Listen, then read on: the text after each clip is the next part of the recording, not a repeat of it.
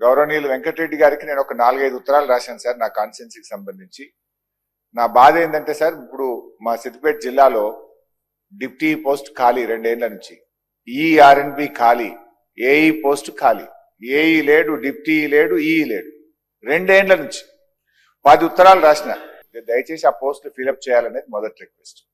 రెండోది అధ్యక్ష, సరే ఈ గవర్నమెంట్ వచ్చినాక ఒక్క రోడ్ కూడా నాకు శాంక్షన్ ఇవ్వలేదు, పర్వాలేదు, కానీ గతంలో మంజూరైన రోడ్లు అర్ధాంతరంగా ఆగిపోయి మోచేతులోతు గుంతలతో ప్రజలు చాలా ఇబ్బంది పడుతున్నారు, యాక్సిడెంట్లు అవుతున్నారు. గౌరవ మంత్రి గారు నేను దయచేసి మీ ద్వారా కోరుతా ఉన్నా అధ్యక్ష, సిద్దిపేట రింగ్ రోడ్ పనులు 80% పూర్తయింది, ఆ 20% గుంతలమయమైపోయి అందులో ప్రజలు రాత్రిపూట యాక్సిడెంట్లు అయి చనిపోతున్నారు. ఆ రింగ్ రోడ్ పని పూర్తి చేయాలని కోరుతా ఉన్నా అధ్యక్ష. రెండవది అధ్యక్ష, సిద్దిపేట నుంచి చిన్నకోడూరు మండల హెడ్ క్వార్టర్ ఇలంతకుంట పోయే రోడ్డు 70% పూర్తయింది. అది ఎక్కడ ఆగిపోయిందో 2.5 ఈ గవర్నమెంట్ వచ్చిన రోజు, ఈ రోజు కూడా అదే పరిస్థితి ఉంది. 2 ఏళ్ల 3 నెలల నుంచి కనీసం తట్టెడు మట్టి కూడా పోయకపోవడం వల్ల ప్రజలు రోజు దుమ్ము ధూళితో యాక్సిడెంట్లతో ఇబ్బంది పడుతున్నారు. సిద్దిపేట చిన్నకోడూరు రోడ్ను పూర్తి చేయమని చెప్పి కోరుతా ఉన్నా అధ్యక్ష.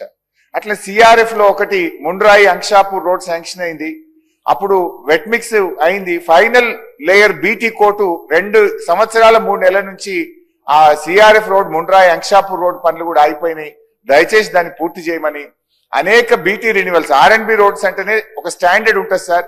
ఇవాళ అనేక రోడ్లు ఆర్ఎన్బి రోడ్లు రాష్ట్రంలో అట్లే ఉంది, సిద్దిపేటలో కూడా మోచేతులోతు గుంతలు ఉన్నాయి. మీరు హ్యామ్ రోడ్లు అంటున్నారు. హ్యామ్ రోడ్లు ఎప్పుడు చేస్తారో చేయండి, కానీ ఉన్న రోడ్లనన్నా కనీసం బీటీ రెన్యువల్ చేసి వాటిని ఉన్న రోడ్లనన్నా పబ్లిక్ కు మరి ప్రయాణించే విధంగా అనుకూలంగా మార్చాలని మీ ద్వారా గౌరవ మంత్రి గారిని కోరుతున్నాను.